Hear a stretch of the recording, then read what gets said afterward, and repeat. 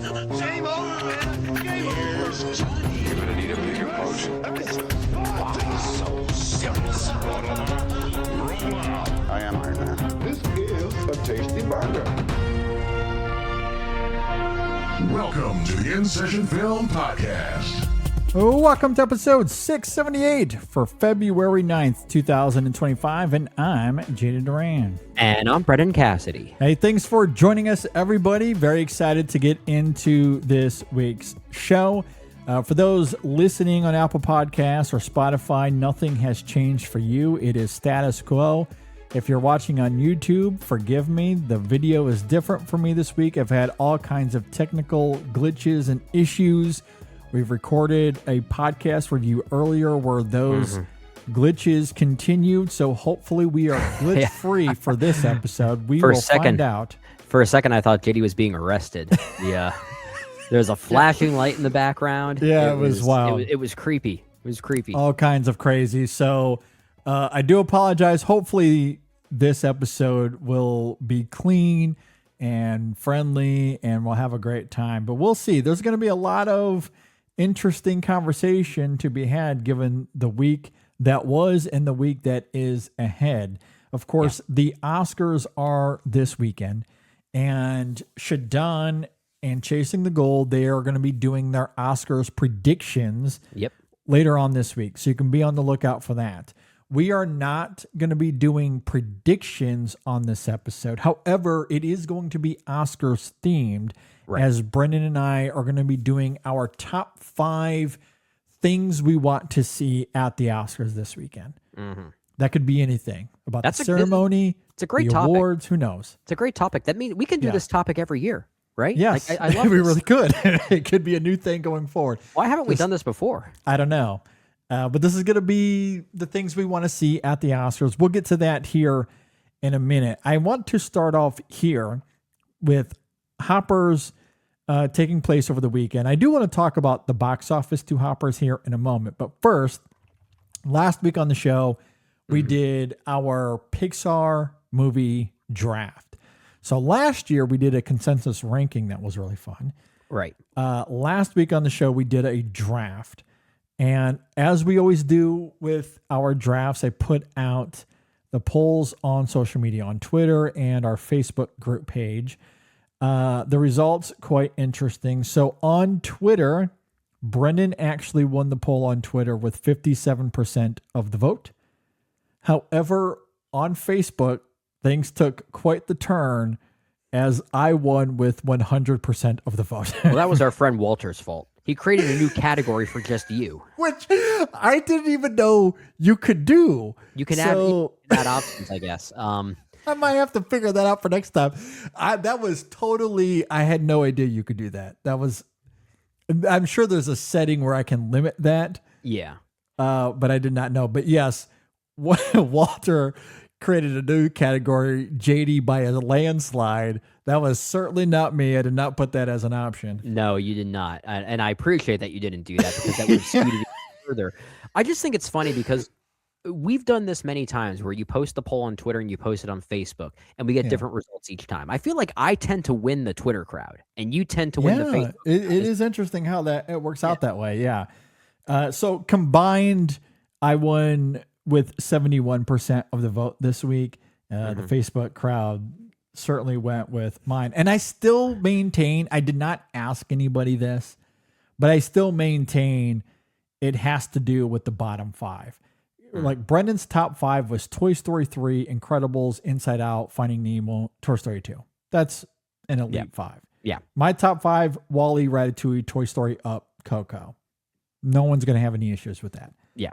It's really going to come down to the bottom 5 and how people feel about those movies. And they're all over the place. The opinions of that middle tier Pixar and lower tier Pixar, it's just wild. It is a fire. It is rambunctious. It just changes from person to person.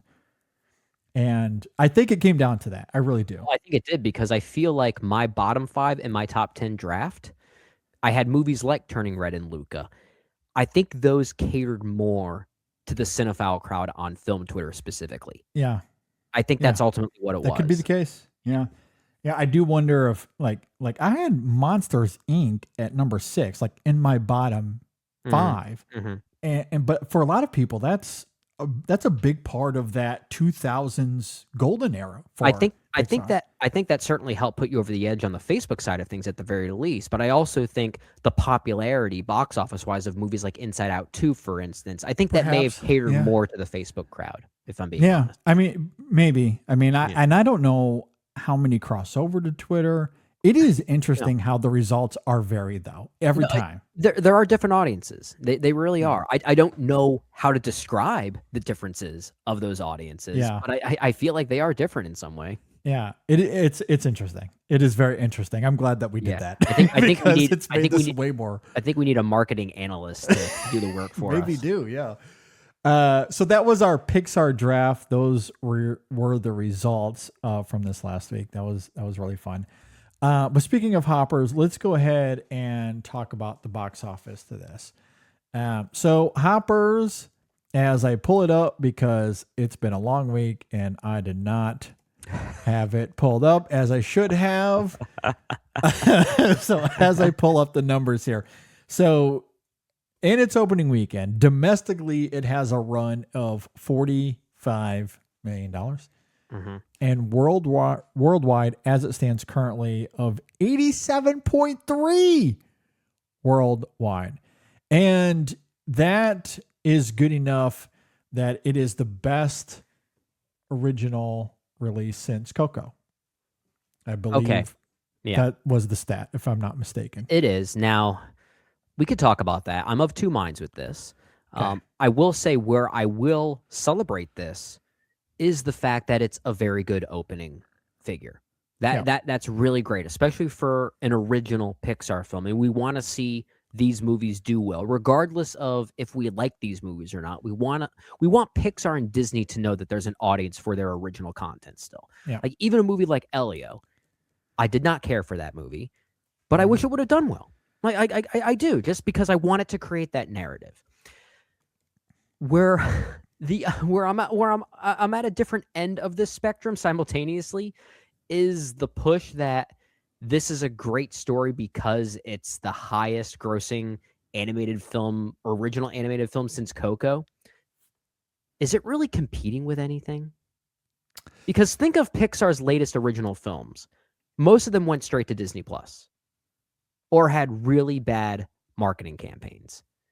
So, like, it kind of makes me think, is that really a fair analysis? No, it's not. Yeah. And you and I have made this argument forever, and I will die on the hill. In fact, I think at this point it's kind of indisputable because its streaming numbers were insane. Now, you might sit there and say, well, its streaming numbers were insane because we were all stuck inside forever and our kids needed something to do. And that's perfectly fair. But Luca would have made $1 billion. I firmly believe that. When they put that back in theaters for a limited run, did it do really well that weekend? I think it did. I'd have to look it up, but Because probably. I think they put Luca, Turning Red, and Soul in theaters for a limited run for varying weekends, and I think Luca had a very killer weekend when it did that. I don't remember the exact figures, but I'm pretty sure that was the story. If I remember correctly, I do think that is the case. I'd have to go and look up those numbers. I'm not exactly sure, but that wouldn't surprise me because Luca is one of Pixar's best films, as far as I'm concerned. As far as you're concerned, it's fantastic. It's really, really great. Now that coming out $51 million worldwide over the course of a limited theatrical run in 2024, 1,300 theaters. and that's 3 years after the fact, by the way. Yeah. Yeah. Its streaming numbers were huge at the time in 2021. Again, you're still very much in the middle of the pandemic at that point. Maybe we're not all stuck inside at that point. Some of us are getting outside. In fact, when that film came out, I do believe we were able to travel a little bit. So slowly but surely, we were all getting back to our normal lives by the summer of 2021. But it's still very much people are taking tests. It's still COVID. It's still not fully the same. And that film went straight to streaming as a result. Yeah. And I am wholly convinced that film would have made $1 billion in a normal market. I under agree. normal circumstances. I agree. That's a movie that I think kids would have been asking their parents to go see multiple times. Yeah. Even if it had an Elemental type run in the sense that it starts off a bit slower and then by the time you see it and people fall in love with it, and that is a film that is you can easily fall in love with and you want to watch it multiple times. I could see repeat viewings very much, making that film into this huge success. Yeah. And I do want to give Elemental its props. I mean, we've talked about this before. I mean, it's been 2.5 years, which is crazy to believe, but Yeah. Elemental, its opening weekend was 29.6 domestically. Yeah. Not super great, certainly not as good as Hopper's 45.3. Right. But that film slowly goes on to make almost $500 million worldwide. Yeah, honestly, at this point now, there's a lot of work to do. Well, maybe not work to do, but there's a lot more to see with regard to Hoppers and the longevity of its run, its box office run. Yeah. But at this point now, if you were to ask me which story or which tidbit I find more fascinating, whether it be Elemental's later run versus the opening weekend for Hoppers, I'm more interested in Elemental's run because I think that's a more fascinating story at this point. Yeah. And I really like it. I think it is a good film, one of the top 5, even a 5th of its year for animated movies. I do really like it. I think it's good. Got good things in it. Charming. It's fun. Hoppers, we're going to have a review for that coming out soon. That'll probably come out after this episode. We talk about it. We really get into the depths of it all and its politics. There's a lot to and talk about with that its movie. Weirdly. murkiness. Yes. There's a lot to talk about with that film. I am curious how it does at the box office in terms of its longevity, because I could see a world where it's like that Moana 2 situation where it starts off big and then just drops off drastically. Yeah. We'll see though. Like there's enough zaniness to the film where kids will have fun with it. And, it has that classic Pixar emotion to it that kids will love as well. But so much of its actions and plot machinations and politics are obviously going to go over young children's heads. I haven't really talked with Sam about it, and he went to see this with me, and I can't imagine that he's going to want to have that conversation either. He was probably more fascinated by the film Flying the Shark, as you put it. Exactly. I don't know how much rewatch value there is for young children here. And for adults, maybe even less so. I guess it depends on where you sit politically and how you feel about the movie. Yeah. So I don't know. Like, I could see this having an Elemental type run where it just goes on and it makes $500 million, or maybe this has a sudden drop off. I could see both of those being quite plausible here. Yeah, now, I will say, I do just want to get this out of the way. I want to echo what you said in the sense that this is an original Pixar film. So despite how I feel about it, I hope this film makes $1 billion. Yeah, me too. I want this to make as much money as Toy Story. Me too. It's not going to happen, but I do hope it has legs. I want this to do very well, at the very least to incentivize Pixar to do more of this. Yep, I agree. That's what I want. I agree. And I want to see that happen as well. So if nothing else, hopefully Hoppers can go on to. Yeah, hopefully this leads to good things. I love the narrative there that this is Pixar's most profitable, and maybe profitable is the wrong word, but it's in a way the headline seems to suggest that that's the right word to use here, but it's their most profitable movie since Coco, original movie since Coco. It's like, most of those movies on Disney Plus first. And I know you have bad circumstances. Like we all dealt with bad pandemic related circumstances. I disagree with that. But then Pixar also did a really bad job marketing their original films like an Elio or an Onward or other movies that truly mattered, right? They put all of their attention in the movies that they knew were going to make money regardless. And and that's why I hope Hoppers does do well. I just think it's funny that it seems to be creating this narrative that it's already doing well, which we don't know yet. It's a great start. Like, that's a great start for sure. It's a nice change of pace after the bombing of Elio, but I hope it maintains that. Yeah, absolutely. I think there's a lot at stake here, especially because, obviously you have Luca that I would hope that Pixar considers that a massive success still. Me too. Just because of its streaming numbers, that limited box office run. Turning Red is interesting. I don't know how much money that would have made under normal circumstances. Yeah, I'd have to even go back. Let me look it up here real fast to see what it did make. Because 2022, I mean, you're starting to get to normal-ish a little bit, but it didn't feel like we got to normal until the summertime when Top Gun Maverick came out. Yeah. That's when it really started to steamroll. That's when it changed. Yeah. When did because Turning Red came out before that? That was 2020. Yeah, it was 2021. No, Was it 21? 2021. Turning Red was 2022. Okay. So it was technically, that was the same year as Top Gun Maverick, but I think it was okay. It was before, so I was correct. This was March of 2022, and it went straight to Disney Plus. So its box office numbers irrelevant in this case. Yeah. Now, it also had a limited release in 2024 around the same time as Luca, but did half the numbers, 21.8 million worldwide. Yeah.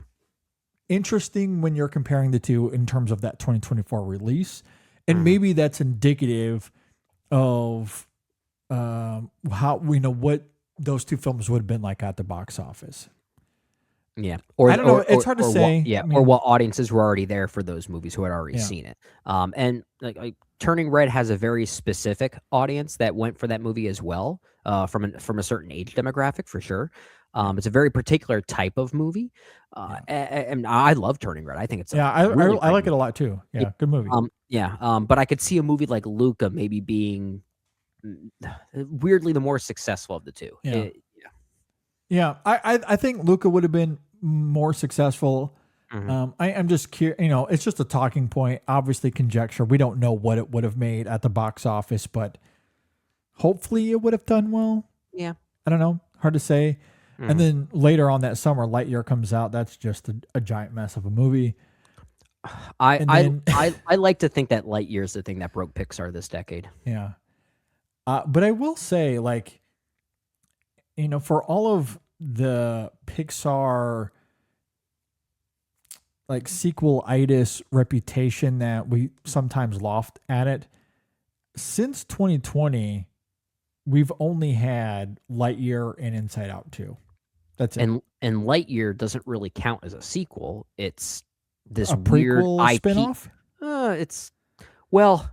According to the movie, which is kind of the silliest thing about it, it's a movie that took place in the world of Toy Story. Yeah, but isn't related to actual Toy Story. Right. But it is related to Toy Story, and I think it's very it's still part of the IP. However you want to define it. But you are right. It's not a sequel. It's not really a prequel. It's just the movie that inspired Andy. But we know Andy and we know Toy Story. Yeah. So that's where Lightyear gets a bit of an edge. And then, of course, you have Inside Out 2. Outside of that, all original movies. And that's a good point.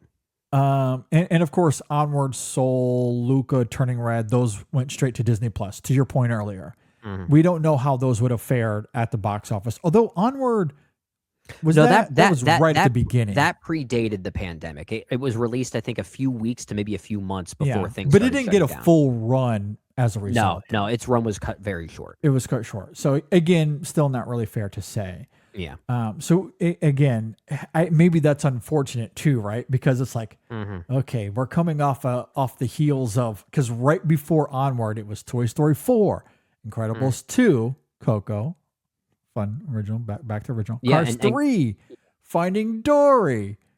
A couple years before that, Monsters University, and then Cars 2 and Toy Story 3 before that. But even so, the original films during that decade, the 2010s, as much as Pixar was flooding the market with sequels, Coco still does very well. I think Coco does very well. in total, I think that movie ended up grossing over 800 million worldwide. Like for an original film, that's still amazing. And Inside Out did very well. Yeah.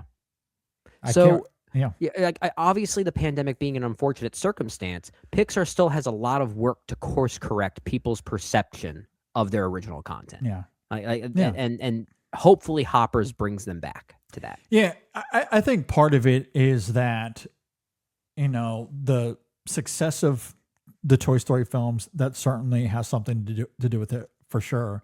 Mhm. But Onward, Soul, Luca Turning Red, Lightyear, Elemental, you and I obviously very much disagree on the sentiment around Luca, but generally I'd say all of those films are not considered top tier Pixar, broadly speaking. Yeah. And is that indicative of the quality of those films? Is it indicative of they came out during streaming? Are we too nostalgic for the golden era of Pixar? Maybe it's a bit of a combination of all those I think it is a things. combination of all those things. And I think because Disney got involved and really tried to push for Disney Plus, especially during the pandemic, that does create a very different agenda, creative agenda with how these movies get made. Yeah. And I think that's also part of it. That's why some of these movies, these original films that they've made, do kind of feel smaller by comparison. They don't feel like event films that even movies like Inside Out and Coco felt like. Sometimes that works in the film's favor, but sometimes it doesn't. I think it works in Luca's favor. The smallness of that movie is why it is so grand and beautiful for us. But then it might feel a little too minuscule when you compare it to something like Elio, for instance, which, of course, a very compromised film, but I think the smallness of that one does also lend itself to this whole narrative that when people get involved for different reasons, it does limit the possibilities of what these movies could be. For sure. And there has been some consistency issues, admittedly.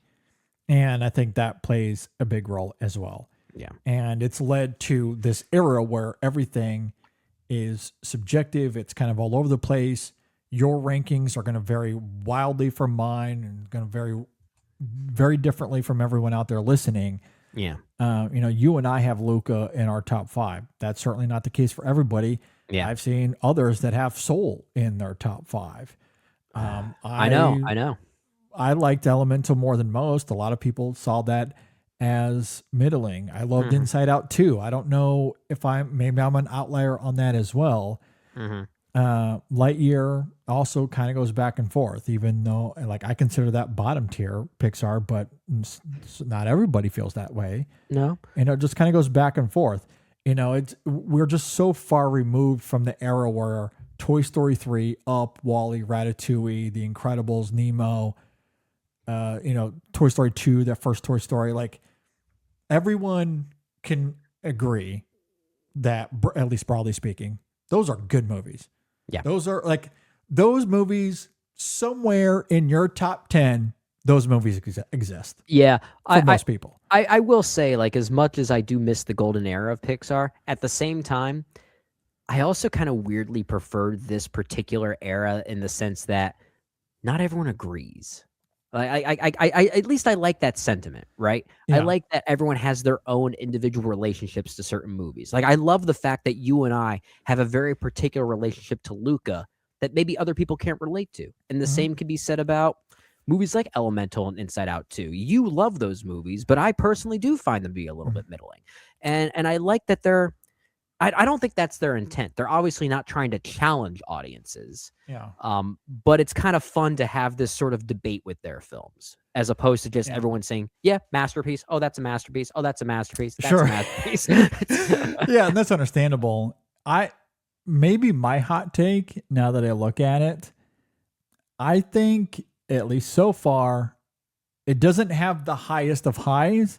But I think on the whole, at least as it stands currently, I think the 2020s are better than the 2010s for Pixar. I think they're more interesting. Inside Out is the best of them. And I mean of all of them. For me. That's my number 1 Pixar movie. So the 2010s gets the highest of highs. There's no doubt about that. But when I look at the 2020s, while it does fluctuate, like I still like Onward. I can appreciate the ambition of Soul, even if it stumbles on itself at times. Luca is top 5 Pixar. Turning Red is really good. Again, I think Elemental is a bit underrated, and I especially think Inside Out 2 is underrated because of its box office success and all the awards that it won that year. But I think that film is really, really great and genuinely one of the best hockey movies I've ever seen. I mean that I don't sincerely. disagree with. It's really great. So like I think those two movies are quite good, and you know, Elio's not great. That's bottom 5 for me. And then Hoppers is just this interesting mix. You've got me down this rabbit hole now. I'm looking at Pixar's filmography to see if I agree with your sentiment. Do I like the 2010s more than the 2020s as far as their output? And I think it depends on one particular factor. Where and when is the cutoff? Yeah. Because Toy Story 3 is kind of that's my big thing too. Because like if it's 23, if it's Toy Story 3 and Inside Out 2, like those two highs certainly may probably give it the edge. And of course, you still have Coco. You still have The Incredibles 2, I think, is a hell of a good sequel as well. So it makes for what might be the more inconsistent route, the 2010s. I think 2020s might be more consistent. And I also think the 2020s might be more interesting. You know, like we've said, because we've seen a lot of their movies like Luca that feel like they came from the mind of a filmmaker as opposed to a studio, which I love. I guess that's just where this conversation is interesting and why it just continues to be this fluctuating middle for most people, right? Because you have the highs of Toy Story 3 and Inside Out 2, but man, I think the 2010s give us the lowest of lows with Pixar as well. They do. With Cars 2, I Don't Love Brave, Monsters University, The Good Dinosaur, which had its production issues. There was certainly a lot of promise with that film, but it is what it is. Finding Dory is one of the worst for me as well. Cars 3, pretty middling. You know, Coco, good. Incredibles 2, I think very good. And then Toy Story 4, not for me. So, like, there's more lows than there's highs there. But I agree. The two massive highs certainly prop it up for sure. Well, and again, I'm making this point once again. I feel like I've maybe said this too many times, but so many of those movies in the 2010s felt like they were governed by the Disney committee. They felt more like a studio making choices. Yeah. And that's always the case. But at least with the 2020s, whether you like the films or not, I mean, I'm not a big fan of Soul, but that's clearly a Pete Docter movie.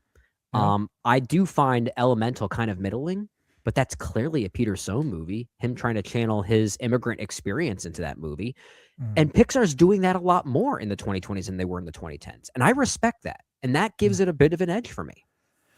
Yeah, I mean, obviously we can't have the full debate until we get to the end of the decade, you know, because who knows? The next 4 years could be nothing but garbage out of Pixar. So like, and then this conversation is moot. And who knows? I'm really curious what happens with Toy Story 5. Yeah. So yeah, we're going to get Toy Story 5 later this year.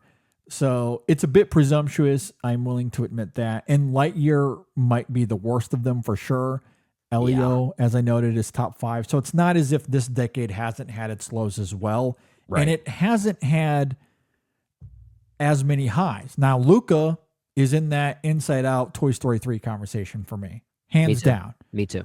But I still need that second top tier to maybe balance it out a little bit. But I am going to laugh if it ends up being Toy Story 5.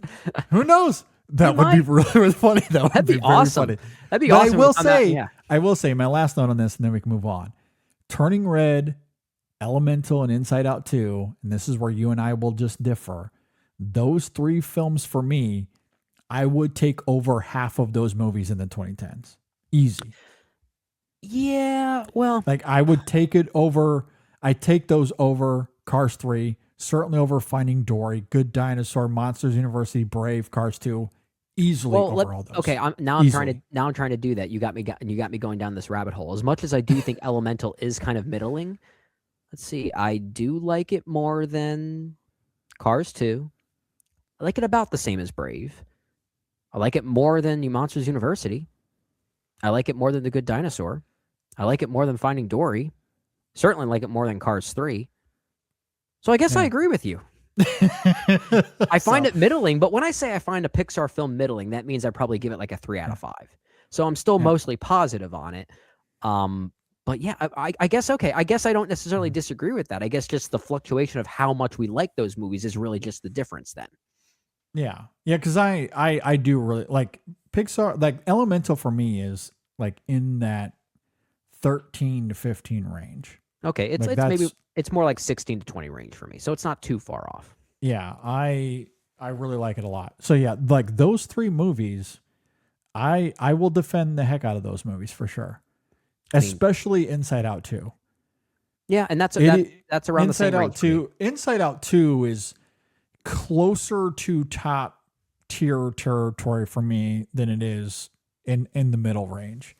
I will absolutely champion and defend that movie. Now, it's not quite as good as that first film, but I think it's quite sophisticated and really fun, and the new characters are great. It inches closer to that top 10. Like I have it at 13 right now. Which is right behind Toy Story 2 and Incredibles 2. Yeah, the way you feel about Inside Out 2 in that regard is the way I feel about Turning Red, because that's kind of upper tier for me. And that's fair. And that one is kind of more in that middling range for me, but like high middling. Gotcha. You know, high middling. This is a high middling movie. That's what you put in the poster. Because again, that's in that like 15, 16 range for me. Yeah. And when you're talking about 30 movies, that's high middling. Hey, not everything can be perfect. Not everything can be perfect, for sure. I mean, I like Turning Red. Like, don't get me wrong. Like, I'm, again, like Elemental, Turning Red, Toy Story 2, or Inside Out 2, excuse me. Like, over half those movies or more in the 2010s, easily. And that's why I'm curious to see where the rest of this decade goes. So even though those films aren't quite top tier, but you couple that with Luca already. Yeah. I'm just saying this decade is shaping out, at least for me, to be better than the 2010s, despite those really high highs of Toy Story 3 and Inside Out. I don't necessarily disagree with that. Anyway, the consistency's there for sure. A futile debate, but look, it's a movie podcast, and we're here to talk about movies. So what are you going to do? I sometimes think we should just rename this podcast Rabbit Hole Film Topics. Like it is what it is. I do want to talk about The Bride before we get to our top 5 real fast. So The Bride comes out, Maggie Gyllenhaal. It is a $90 million budget, and it grosses, do you know the number, Brendan? Wasn't it like 7 or 8 million? Domestically, $7 million. 13.3 worldwide in its opening weekend. Not great. Not great. We are going to have a review of this later on in the week as well. And so here's the thing with The Bride. I put out a tweet over the weekend. Some people very much either did not understand the conversation that I was trying to have, or they just very much disagreed with it. And I guess that's fine, as long as you want to disagree in good faith. The moment you disingenuously come at me in bad faith, I don't care to have that conversation. It's a very different thing, yeah. But I love that Warner Brothers gave Maggie Gyllenhaal $90 million to make this movie. It is weird. It is strange. It is a lot of movie. And it very much it's not going to work for everybody, to say the least. She takes some big swings. It's ambitious. And no, I'm not afraid to use those words. I don't care what anyone has to say on that matter. It is not your conventional $90 million movies. There's no debate about that. Yeah. None whatsoever. It is not conventional. Now, is it great? No. Is it flawed? Absolutely. But that doesn't mean that it's without ambition. It is. That's fair. It has a vision. Maggie Gyllenhaal is very much committed to it. And one presumes that Warner Brothers looked at what she was trying to do and said, okay, and they greenlit it, and they gave her $90 million, knowing what this was likely going to be. Now, maybe they foresaw it being something different in execution than what it was on paper. I'm not entirely sure what that production process was like for them. But we are living in a day and age where these kind of ambitious projects that are made for $90 million, these are rare. These are super rare. And I have to admire that. I'm sorry. I understand it's a business, but at the same time, art isn't always beholden to the box office. That's what the real conversation should be, I think. When we're talking about some of the best films ever made, guess how much money they made at the box office? We're not talking about billion-dollar blockbusters most of the time. Some of those very much exist. Star Wars, Indiana Jones. Those are artistic masterpieces as well. Yeah. And they made money. Close Encounters of the Third Kind made all kinds of money in its year. I'm guessing. I'm sorry. Go ahead. Oh, the last thing I'll say, and then you can jump in here, is that, and look, I'm not equating The Bride to those movies either. I'm speaking broadly that box office numbers don't mean shit, to put it bluntly. Like Warner Brothers greenlit this knowing that they were going to have other projects in the wheel to make up for whatever they lost here. They knew that. They knew it was a gamble, but they also knew the type of gamble because there's a lot about this movie, and I haven't seen it yet, so feel free to say I'm speaking out of my ass, but I know a lot of the people that are tied to this movie, creatively speaking, that have worked on another particular movie that did do very well for Warner Brothers, that movie being Joker, the original Joker. Maybe Warner Brothers thought they could have another Joker-like success with this movie because there are some marketing comparisons they're trying to draw from. Has the same composer, same cinematographer, so maybe they thought that was going to be a bit of a draw there. I haven't seen the movie to know if it's even similar, remotely similar to something like that. But maybe that's what they thought, and they thought, okay, maybe this might work, and if it doesn't, we have other movies that'll fund our failure here. Yeah, I mean, I think Joker can be a bit of a comparison for sure. Okay. I don't think that is apples to apples. It's a bit of a superficial comparison. But I can understand people going to Joker. Yeah, but sometimes superficial comparisons could be the thing that makes a movie do well at the box office. And I think I saw something where The Bride shares the same cinematographer as Joker. It does, Lawrence Shear. Yeah, and you have Hildur doing the music for The Bride. Yeah. So Joker very much could have been top of mind when they greenlit this. And I do understand that there were some, I can't recall if there were production issues or if it was marketing, because this film was delayed. It was originally supposed to come out in late 24 or something like that. Yeah. I'm trying to, so principal photography was scheduled to begin in March of 2024. Okay. And then it was delayed. So I think originally it was supposed to come out last year, and then they moved it to March of this year. Oh, dang. I just saw that the score was originally supposed to be composed by Johnny Greenwood. Which would have been fascinating. Again, I'm trying to read here off the cuff. I do know that there was some sort of delay, whether that was in production, post-production, marketing, or as Warner Brothers tends to do, they will shift their release dates around if they don't feel like it's going to be profitable, and they just want to try to find the best release date possible. It's very much the exact same strategy they had with Mickey 17. Yep. The exact same strategy.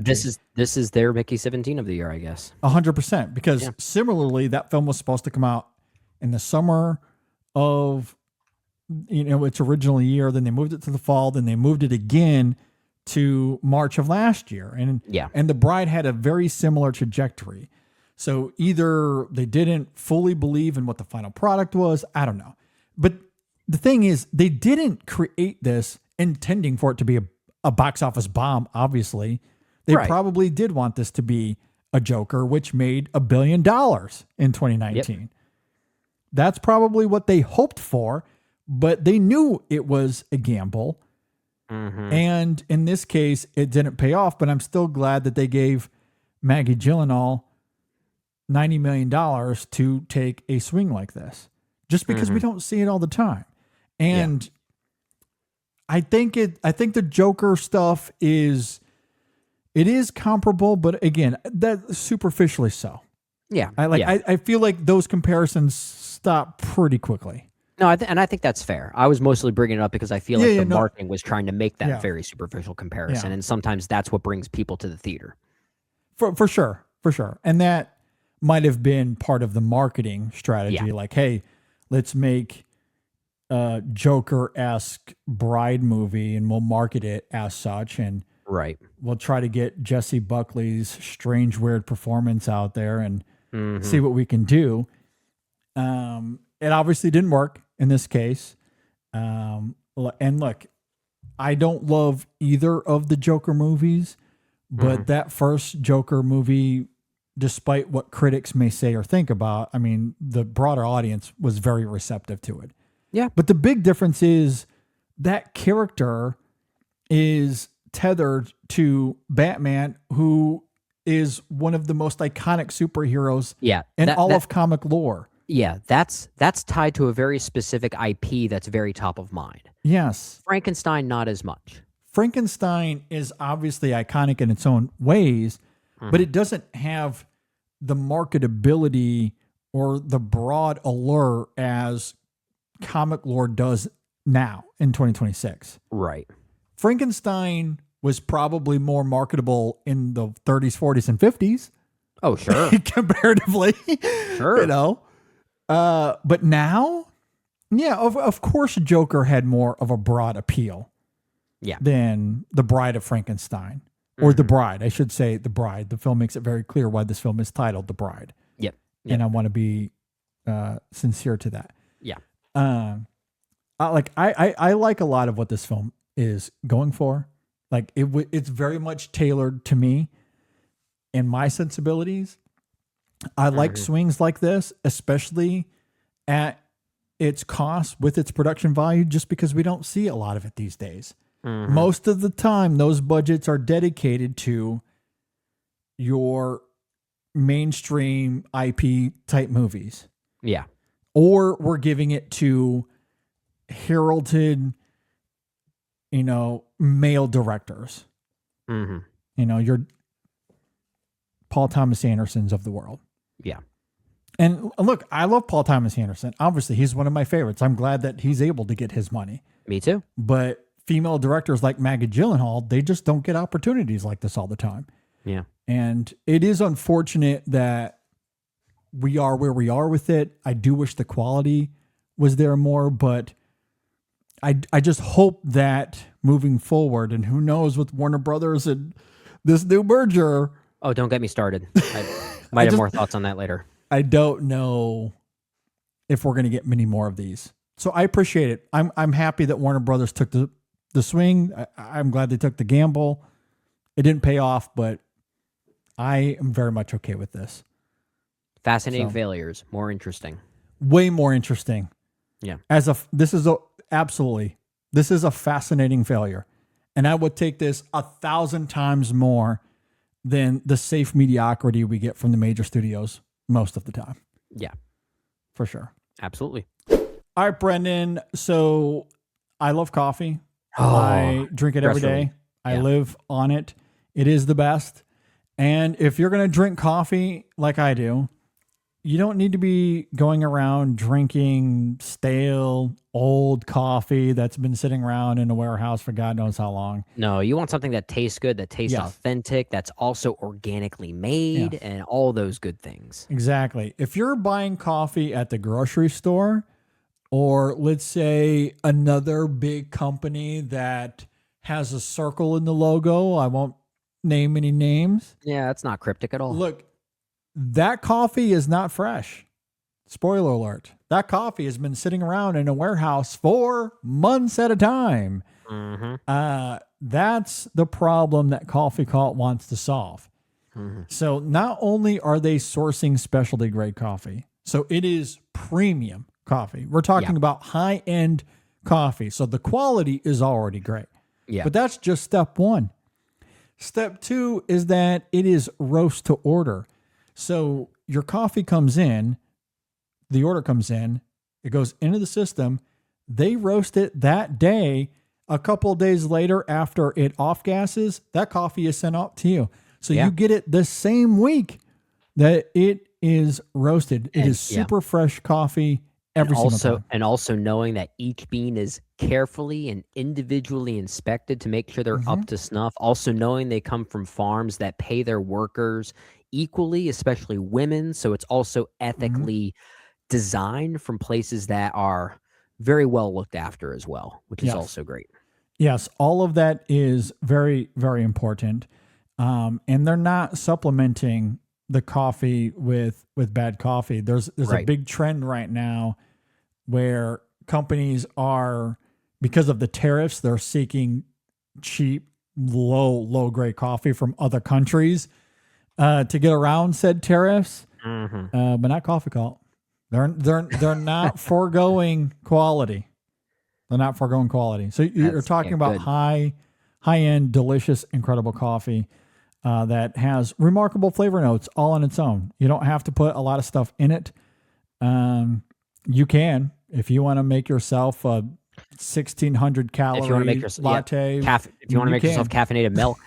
You can do that if you want to, but on its own, like the Ethiopian Harar tastes like a blueberry muffin. It's delicious. It's incredible. The dark roast is fantastic. Yep.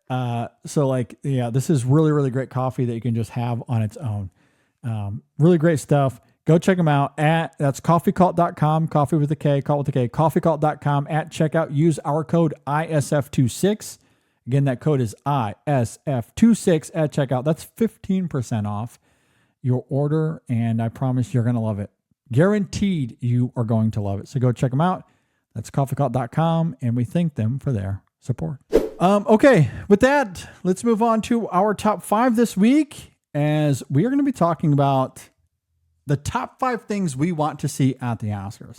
Again, as I noted up at the top of the show, this could be about the awards. It could be about the ceremony. It could be about anything that we want to see at the Oscars this coming weekend. So with that in mind, Brendan, usually we talk criteria here. I don't know if there is much criteria that you want to note. Yeah, there's not really. Like you said, these are not predictions. These are very different things. These are things that we would like to see happen. I will say a few of these, at least one of these, are most likely not going to happen. Sure. I'm also not putting this list together with the mindset of the likelihood of these things happening or not. These are just things I'd like to see happen. In fact, I will come out and say this. My number 1 on this list, I think, has maybe a 0.0001% chance of happening. Yeah, I think that's fair. Some of mine very much will not either. But we'll see. But that's because, again, these are things we want to happen. Yeah. Absolutely. Okay. Well, what do you have at number 5? My number 5 will make this one easy because I at least wanted one pick here that celebrates maybe one particular nomination that I would just love to see get a win. Even though I don't think this individual is going to get a win, the best actor category, is stacked. I kind of combined stacked and category there in case you couldn't tell. That's just how messy this category I like is. it. Yeah, I like it. Stacked category. That's what this is. But it's a stacked category. Anyone can win best actor. And I think we can all sleep at night, right? I don't even know where it's going. I have no idea where this whole ceremony is going from a prediction standpoint. I love that I don't know. But man, I would be so happy if Wagner Moura wins. Yeah, well, I think there's a very good possibility, and people smarter than me are talking about how there's very much a path, especially because there's so much debate over Michael B. Jordan and Timothée Chalamet, but there's the international market who have been very, they've been very active in some of these winners of the last few years, and how things have shaped out, and I just don't think you can count out Wagner Moura. I think he's very much in this as well. And I think because of the unpredictability of many of these categories, could this be a chance for the little engine that could to win because of process of elimination? Yeah. Like, does this mean that Stellan Skarsgård would end up winning his respective? Well, and yeah. that would make me happy just as much. But if I were to use my number 5 slot as merely a particular individual that would make me most happy to see win, it would be Wagner Moura for Best Actor. If he does end up winning, I will be so overjoyed. And that's not to discredit anyone else who's nominated. I will be I can't say just as happy because I have Wagner Moura as my number 5, so it kind of sounds hypocritical to say, but I'd still be very happy if anyone else in that category wins. But I'd be most happy if it ends up being Moura. I think that would be great as well. And honestly, my response to that is my number 5, so I'm going to do both simultaneously here. Because my number 5 is, I want people to keep in mind that while the Oscars has value, it is not the be-all, end-all. Yeah. We should celebrate the wins. This is not sports, and we should remember that it's not sports. It's okay. This is art that we're talking about. There doesn't have to be objective winners and losers here. Yeah. And my response to your sentiment there is that no matter who wins Best Actor, we all win. Yeah. We all win. It's that good. And I don't think this is the only category you can say this with. There are several here where this applies. But if it's Michael B. Jordan, that would be awesome. I will scream to the heavens. If it's Timothée Chalamet, I know some people out there are very much actively participating in the smear campaign, which, by the way, that whole quote unquote controversy, and I use quotes very purposefully here, is incredibly asinine. Very loose. Yeah. I cannot believe that we are taking those sentiments and creating some sort of debate over all of this. Yeah. I saw something earlier today. I wish I could remember who it was. I keep forgetting. I need to start writing these things down.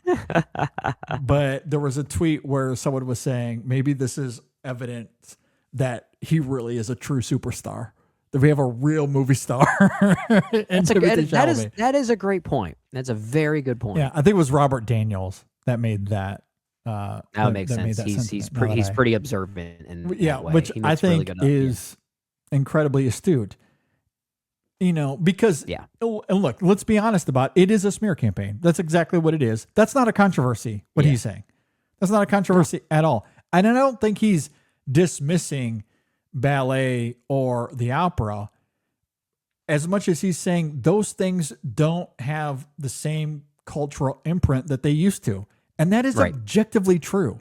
When was the last time, at least in North America, maybe it's different in Europe, but in North America, when was the last time an opera or a ballet had the pull on the zeitgeist like cinema has? No, that's a great point. I mean, I know Broadway musicals are not operas, but I know Hamilton had very much Broadway musicals different. I don't consider that the same thing. I'm veering it away from film, but you're right that something more niche like ballet or opera certainly not having the same kind of impact. They don't have the same cultural impact. They don't move the needle as far as the zeitgeist goes. Cinema does. That is objective fact. You cannot debate that. Yeah. That is objective fact what he's saying. And he just doesn't want cinema to become that same niche. It's nothing against the ballet or the opera. Those are great art forms as well. But they just don't have the same cultural imprint. That is objectively true. And so creating a debate out of that, that's simply born out of this is award season, this is the Oscars, and we are in the middle of a race. We are in the middle of a race, and I am a fan of this other actor. And God damn it, Chalamet, I do not want you to win because you said something that was not really a controversy, but I need you to lose. And it hurt my feelings. No. Stop. He gave one of the best performances of the year. The nomination is wholly deserved. And if he wins, he's my personal vote for this category. I think Timothée Chalamet gave the best performance of the year for Best Actor anyway, for that category.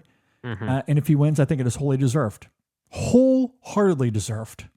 And I will die on that hill. But at the same time, again, to my point, if Michael B. Jordan wins, I'm going to be ecstatic. To your point, If Yep. Wagner Moura wins, what a performance. Yeah. Incredible. In a dual performance even.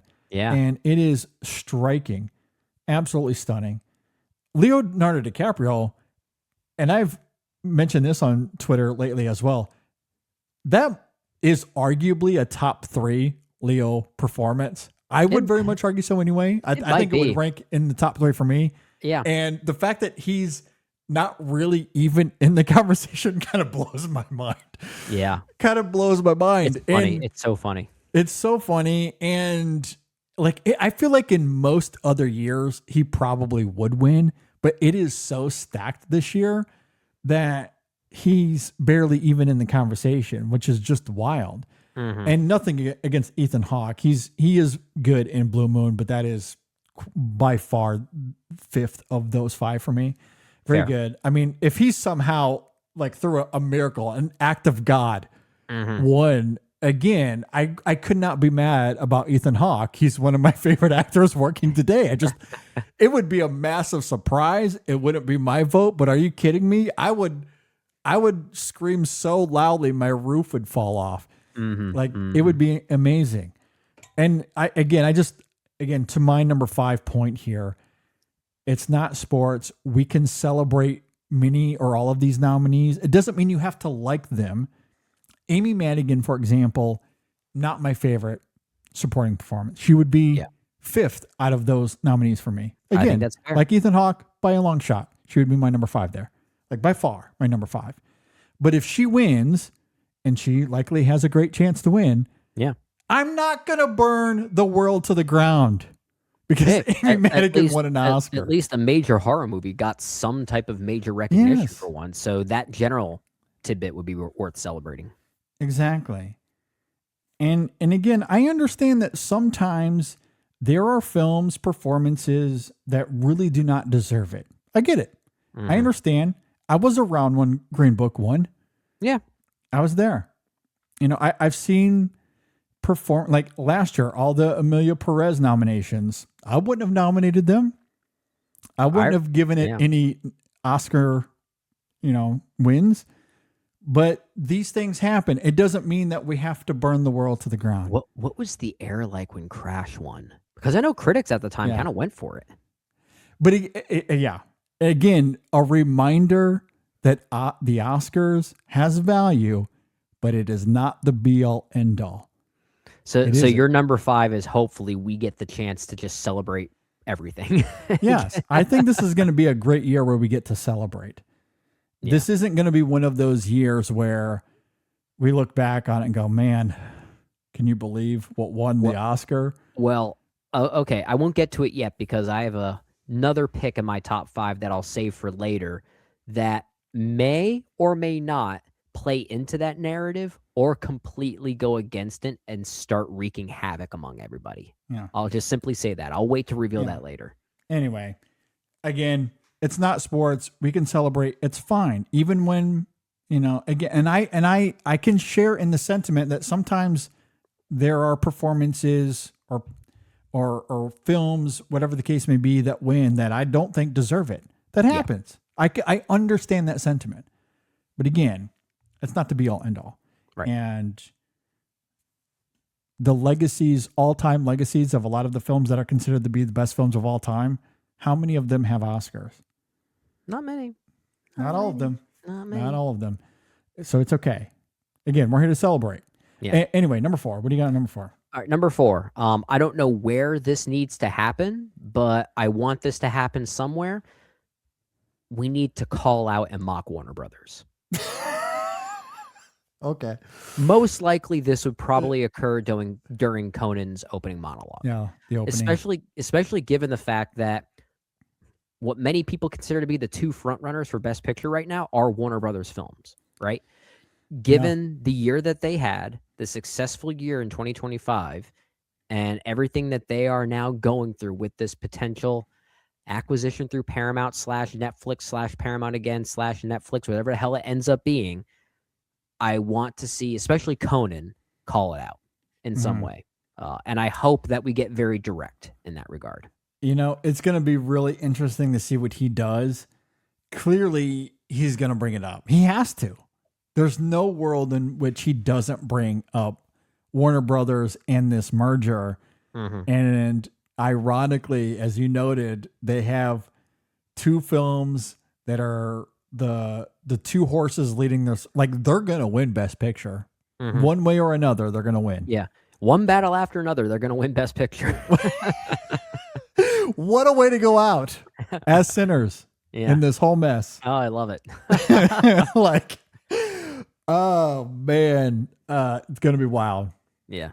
Just the narrative of this story just continues to unfold with tragic irony. Yeah, this is going to be fun. I can't wait to see how that goes. I guess on that note, that's an interesting tie into my number 4 in the sense that it does have something to do with Conan, but not so much him calling out Warner Brothers. My number 4, Conan has to do something with Rose Byrne. Has to. Oh gosh, yeah. They have to do like a therapy session on stage or something like Yes, that. they have to do something. I mean, what are the chances that Conan, who has never acted before a day in his life outside of doing vocal stuff for animation, Yeah. has never done any live action acting, not only does he do his very first movie in the same year that he's hosting the Oscars, but his film is Oscar nominated. Yeah. And his co-star is going to be sitting there in the crowd.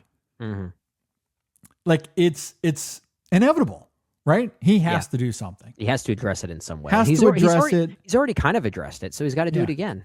I would be nothing short of disappointed if he does not do a bit with her, whether it's pre-recorded or live on stage. There has to be some sort of bit throughout the night.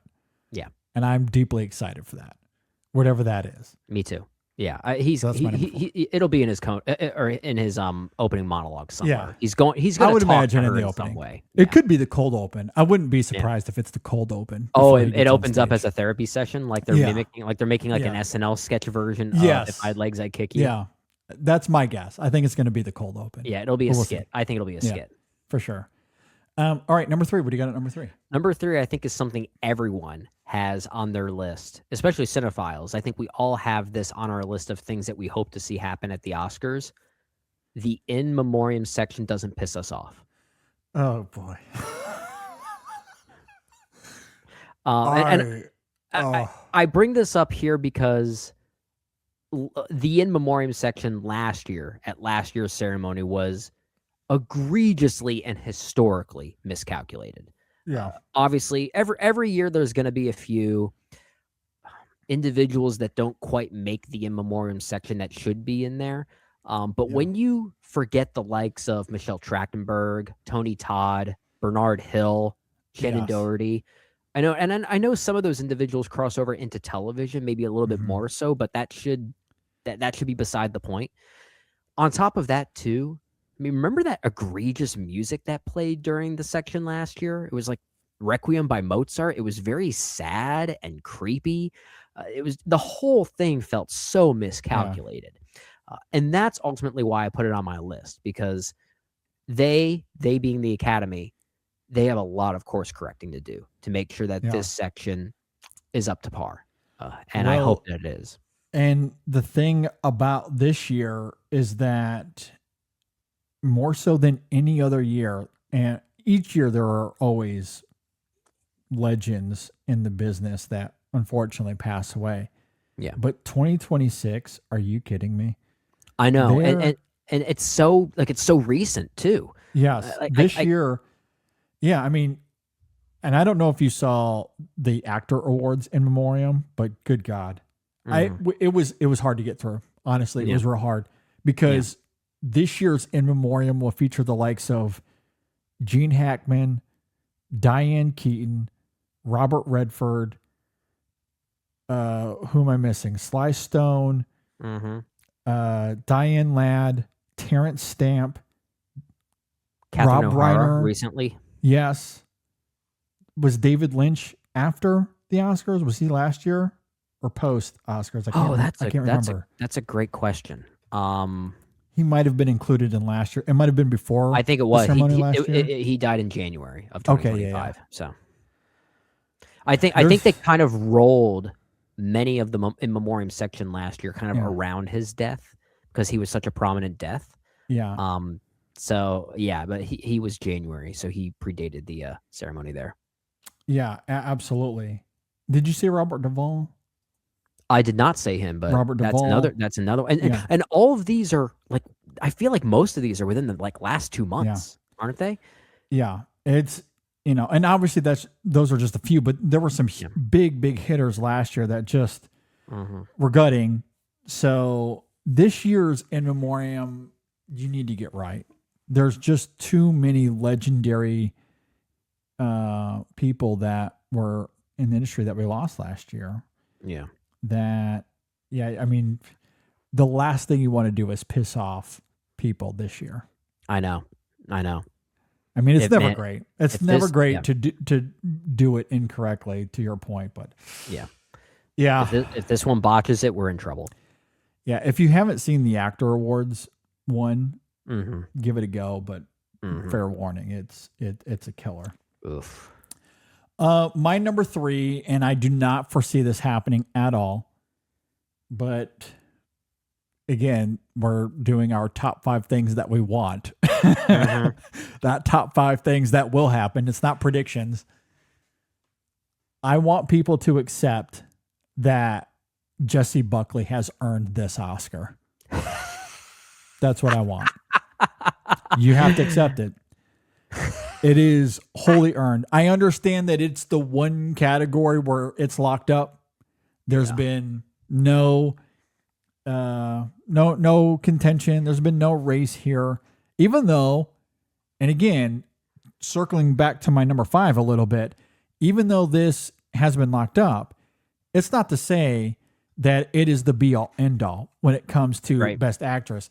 If you go back to our In-Session Film Awards back in January, and if you haven't listened to it yet, I urge you to go and check that out, especially when we're talking about Best Actress. And it's time-stamped, so you can go straight to it if you go and pull up that episode. But I talked about quite vividly in that conversation that Best Actress was insanely dense this year. Yeah. You could have legitimately had 2 to 3 Best Actress categories here, and no one would have batted an eye. It was deep. It was incredibly deep. It was so deep that when you get the likes of Kate Hudson in here, it's admittedly a bit disappointing that she cracks the 5 here. Yeah. And it's a performance that, again, going back to my thing earlier, I don't think Kate Hudson should be here. I don't think that's a well-earned nomination at all. Now, I haven't seen the film yet, so I don't know. I'm not going to sit here and say that it's the end of the world and I need to go fight this fight on Twitter. It's disappointing. It is what it is. But Best Actress was incredibly dense this year. Rose Byrne equally deserves this Oscar. Renata Reinzev equally deserves this Oscar. For Lawrence, who is not nominated, equally deserves this Oscar. And there are a few others in that list as well. But Jessie Buckley is going to win. We know that. Yeah. And since she's going to win, I think we all need to lay down our artist sports. It's okay. Lay down the fandoms.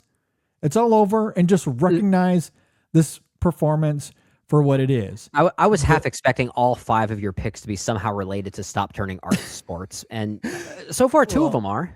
2 of them are, yeah. Like, I'm trying real hard, but somehow it all circles back to this. My top 2 are less this, so don't worry if you're tired of me getting into this. Well, dear listener, then it's fine. My next pick might keep this conversation going invigorate it a little bit more. Yeah, maybe in the other direction, but we'll see. Look, I feel like most of the Hamnet discourse is completely disingenuous. I think most of it is done in bad faith. It is done because, again, of the sports angle, the sports part of this. Yeah. We don't want Hamnet to win. And I'm not saying you have to love Hamnet. I'm not saying you have to like Hamnet. But most of the conversation out there isn't, well, I don't think Hamnet is very good, and here are my reasons why. A, B, C, and D. I don't think it does this very well. I don't think it does that very well. That's a And very this is the different vote here. conversation. That's a different, like, I can listen to that argument all day. I will disagree, but I can listen to that Yeah, all day. that's a worthy and welcoming conversation to Yes. have. But that's not the conversation online. Right. Not at all. It is the aforementioned Timothy Chalamet smear-like campaigns that are clearly born out of just wanting to hate that movie because it's up for Oscars. And look, this happens every year. So you just expect it. But that's why I land at, I think we need to accept that Buckley has earned this performance. It is a guttural, it's a good visceral performance that is born out of the film wanting to explore art as a coping mechanism. It is not, and again, like so much of the disingenuous conversation, it wants to treat Hamnet as if it's this biopic. It's not a biopic. No, it's a historical what if. That's what it is. That film is as much fiction as anything else out there. Yeah. If we need to come up with it. What would be the term here, right? So we're about to get this Gosling movie that is clearly sci-fi. Yeah. So what is this? This is history-fi? This is English-fi? Hi-fi. Yeah, like however you want to label it, history-fi. It is fiction. It is. It's taking something that we know is likely not true and reinterpreting Hamlet in a way that talks about art as a coping mechanism. That's it. That's Historical fiction. Histify. Histify. I like that. It weirdly rolls off the tongue. Yeah. A little histify, if you will. But it is fiction. So it's okay. And we should treat it as fiction. And look, a lot of people are. A lot of people are willing to meet the film on its own terms. They're willing to see this as William Shakespeare's The Fablemans, essentially. Yeah. And that's exactly how I described it. Yeah. And that's what it is. And Buckley, through that prism, is as excellent as any performance I saw this year. Sure. Absolutely gutting. And so she's deservedly going to win that Oscar. And I think we just need to accept it as it's very deserving. And I'm glad that she's going to win. She's one of my faves. Oh, that's a category that is ultimately a lock. Yeah. And we know that.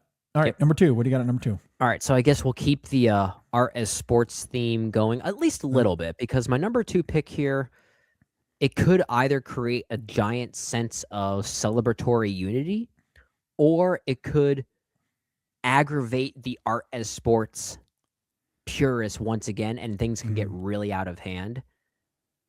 I hope Sinners wins 12 Oscars. Could you imagine if it just swept all night long? Well, yeah. I mean, it's obviously nominated for 16. It's not going to win them all. And this is the one that I alluded to earlier, where I said I have at least one pick that has maybe a 0.00001% chance of happening, and that's this one.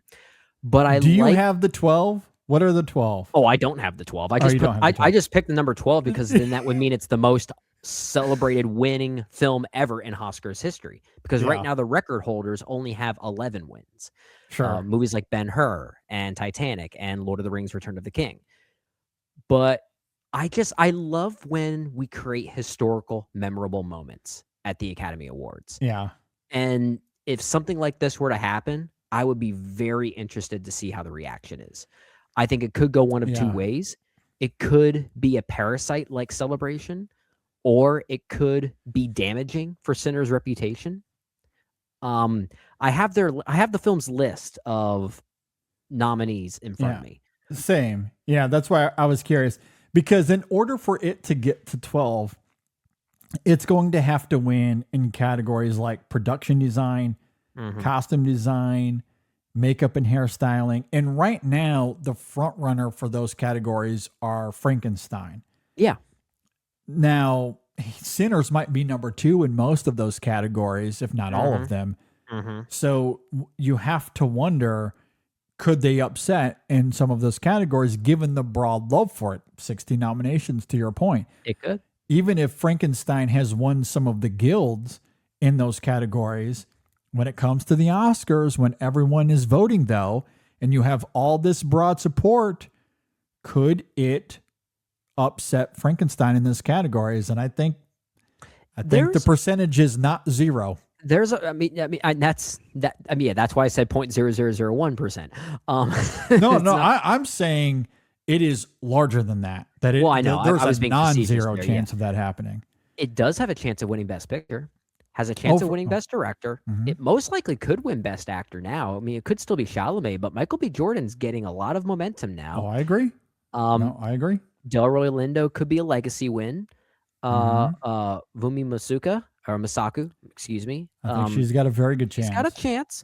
I think this is kind of a shoe-in for Best Original Screenplay at this point. Yeah. Yep. Best Casting, I think it's also kind of a shoe-in. Yep. Potentially cinematography. And if it's going to go on to win Best Picture, could easily win Best Editing then. I feel like costume design's iffy. Makeup and hairstyling, iffy. Original score, absolutely. Original song, if not for K-pop Demon Hunters. I don't know. Like, visual effects will probably go to Avatar, so I don't think it's going to go to this one. No. But let's see. Okay, picture, director, actor, supporting Score. actress. It'll win score. Screenplay, casting, score. That's 8. If it does do what you said and cancel out the momentum of Frankenstein in costume design and production design. Yep. Maybe it makes another upset and defeats F1 for sound. That would be crazy. Look, I don't think this is going to happen. I just love. It'd be fun though. It will be. I just love when momentous historical moments happen at the Oscars, and this would be a great and interesting one. And I say this as someone that loves Sinners. It's not even in my top 3 favorites of the Best Picture nominees. Like, for me, it's Marty Supreme, The Secret Agent, and Train Dreams. Those are my 3 favorites. Sinners and One Battle After Another would probably be 4 and 5 respectively. Yeah. But this is the one that has the most chance of leaving some type of legacy. Yeah. And I'd just be curious to see what that is. That is a great compliment to my number 2 because my number 2 is that I want Best Picture when we get to that moment with the envelope. I want it to have the most palpable, riveting, cutting tension we've ever had at the Oscars. Mm-hmm. You don't want Al Pacino coming out there and just opening up and going, "My eyes see Oppenheimer." Well, it's funny you say that because I almost had in my top 5. I want an Al Pacino moment. I almost had that, but I want there to be palpable, riveting tension as far as who is going to win that category. Mm-hmm. And I think going into Best Picture, while I think it would be great that Sinners takes, 12 Oscars, I think more realistically, you're looking at a possibility here where going into Best Picture, Sinners has 5 Oscars and One Battle has 5 Oscars. So here's what I'm thinking for this scenario. One Battle wins editing, cinematography. They just won the ASC. Yeah. They're going to win screenplay, of course. Supporting actor, Sean Penn. And director is a lock. PTA is going to win the director. He has swept all season. He's going to win that category. For Sinners, score, best casting, screenplay as well. Funny that both of them basically have screenplay locked up. Yeah. Supporting actress as well. So they both split the supporting categories. And then Michael B. Jordan takes best actor. If that happens, going into Best Picture, again, in this scenario, I'm assuming Frankenstein wins the categories they're supposed to. Yeah. F1 wins for sound. In this scenario, both would have 5 Oscars going into Best Picture, meaning that when we get to that envelope, it's literally a 50-50 toss. Yeah. And you're like, okay, here we go. Whoever's there presenting that envelope, presenting that particular award for Best Picture, and watch it end up being like Begonia or something like that. No, it wouldn't, but I think going into that category, whoever walks on stage to announce Best Picture, every cinephile movie fan that is watching that ceremony, they're going to be on the edge of their seat. Anyone that is invested in this anyway, Yeah. I will be super drunk. So I don't know if I'll be on the edge of my seat, but I'll be watching. You'll be leaning Probably over the edge of shit-faced. your seat. Yeah. You'll be drooping. But I think we could get to a moment where, and I don't, what would the sports equivalent of this be? Like this Game 7 of the Stanley Cup playoffs, and we're in overtime. Yeah. There you Next goal wins the Stanley Cup. That's the equivalent That's of the what we're best picture talking goal. about here. Yeah. Yeah. And that would be incredible because that just doesn't happen all that often. It would certainly turn this ceremony into a sports show. It would be fun. And look, depending on who you ask, a lot of people already think that One Battle has this locked up. It's not really that close. And that could be true. I don't know. But I want to believe that it's close just for the fun of it, just for the Game 7. Let's go into overtime, like the sports angle of it, because those games are thrilling. Like, I mean, living here in South Florida, the Florida Panthers have won the last 2 Stanley Cups. Yeah. And that first cup they won, that game went into overtime in Game 7. Yep. You talk about one of the most thrilling sports moments in South Florida history. That's it. It does not get more riveting than that. And to have and again, this circles back to my number 5 as well, in the sense that, man, you talk about a celebration. No matter who wins, we win. Yeah. You have 2 all-time movies that will go down as one of the best picture winners of all time, especially at least of the 21st century. At the very least of the decade, for sure. Yeah.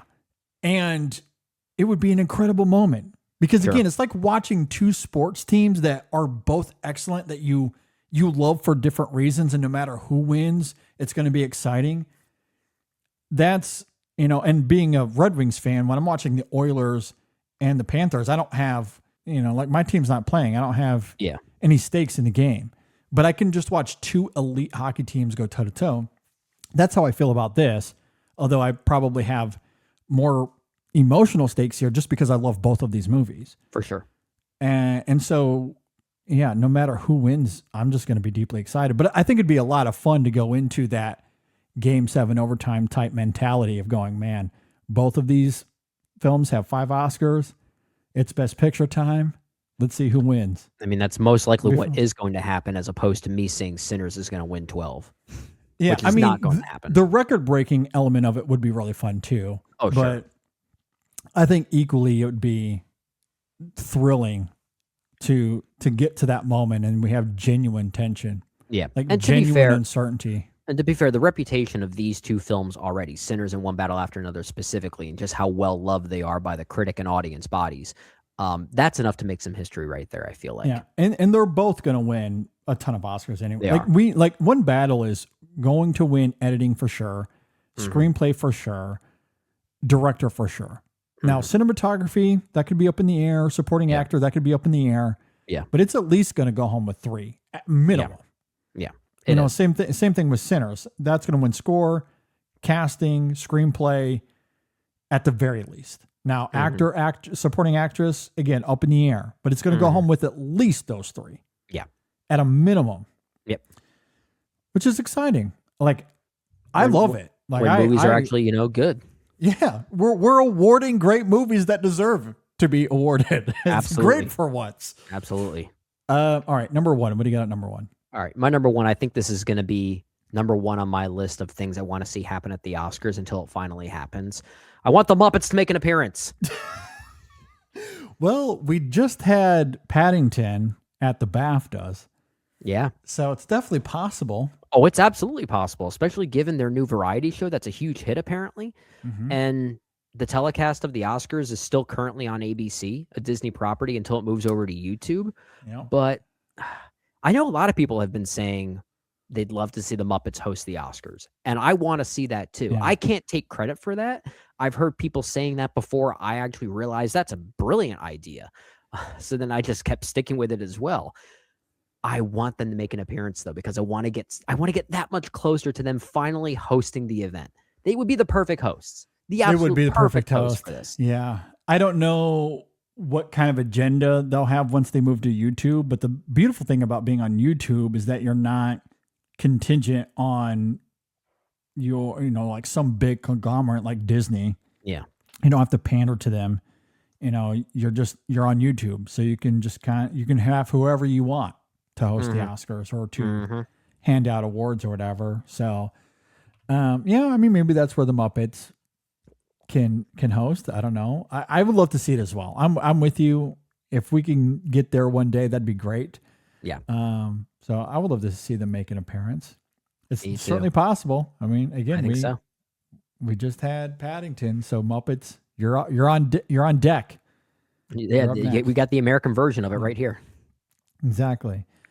My number one is kind of funny given what I just laid out there for number two, because this somewhat undermines, and I say somewhat undermines that a little bit, because for my number one here, and I guess I'm talking about two categories, so I'm somewhat cheating here, but I really, really want to be in a world where Stellan Skarsgård wins an Oscar for sentimental value. Yeah, I think that's fair. And I'm coupling that with Teyana Taylor. So Okay. in this case, if Teyana Taylor wins for supporting actress instead of Wunmi Mosaku, that would give One Battle 6 wins to Sinners 4 going into Best Picture. So yeah, the odds are a little bit more stacked in One Battle's favor at that point. But Teyana Taylor was my vote for supporting actress at the In-Session Film Awards. Yeah, same here. Now, seemingly this race is coming down between Mosaku and Madigan, so it's likely going to be one of those two. But Teyana Taylor, at least initially, was in the conversation. So I don't think she's completely out of it, unlike the sentimental value nominations here. And going back to last week on the show, I just cannot believe that. I still can't fathom that sentimental value is this 9-time Oscar nominated movie. Not quite as many as Sinners, but 9 is not a little. And it has just been simmering in the background. Not really a contender all season. For real. Blows my mind. And I think Inga Lilius, at the very least, should be in this conversation. Again, going back to that Best Actor conversation we had earlier, all 5 of these nominees are fantastic. I wish this was a 5-horse race. It should be, but it is coming down between Mosaku and Madigan. And again, to my number one here, I just somehow, some way, I really want Teyana Taylor to win. And for actor, I really want Skarsgård to somehow pull this out. Now, Skarsgård did win the Globe, so he has that in his favor. For sure. And again, going back to the international contingent here, if Wagner Moura has a chance to win here, and he's going to win, presumably because of that international section of the voters, you'd have to think, or at least I would like to hope, that Skarsgård equally finds favor with those same voters. Yeah. Now, I could be wrong. Maybe those same voters prefer Sean Penn. Who knows? Because Sean Penn, the first time he won all season was at BAFTA, if I'm not mistaken. So yeah, maybe the international market does really love Sean Penn the best here. I don't know. Dora Lindo, I think, has an outside chance here as well. Lordy won a lot earlier in the season. I don't think he's out of this either. Benicio del Toro is the only one that can go into this ceremony with a few beers and just sit back and relax. But Skarsgård, for me, gives the best performance of these 5. He has the narrative, the longtime actor who's been around forever. This is his first Oscar nomination. Sean Penn already has 2 Oscars. I hope that's in the minds of voters when it comes to this. Yeah. Because Skarsgård, I think, is very deserving. I really, really want it. And sentimental value, outside of international, and it's probably going to win international, but I don't know if it wins anything else. Skarsgård is the only chance it has for another Oscar, and I think he should get it. I'd love to see that. I deeply, deeply want Skarsgård to win this. He's great. So that's what I want. Too. Such That's a great my number performance. It'd be a legacy win for a movie that's all about legacy. Yeah. Absolutely.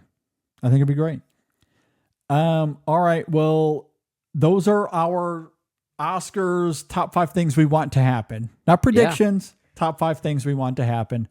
If all these things happen, that'd be awesome. Well, I mean, all of them can't happen. But I was going to that'd say be funny. mathematically, I don't think it can.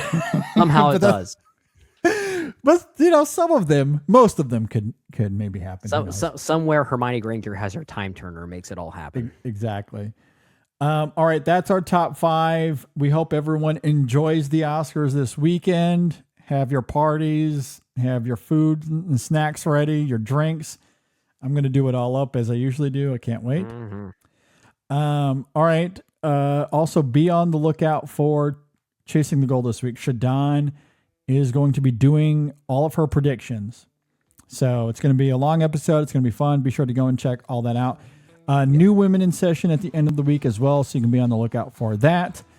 And then we have 2 reviews this week. So we're going to be talking about Pixar's latest in Hoppers, as I noted earlier. That is already recorded. So we'll probably get that out probably tomorrow as this episode is released. And then we will also have a conversation with The Bride, where I am scheduled to be joined by Megan Squared.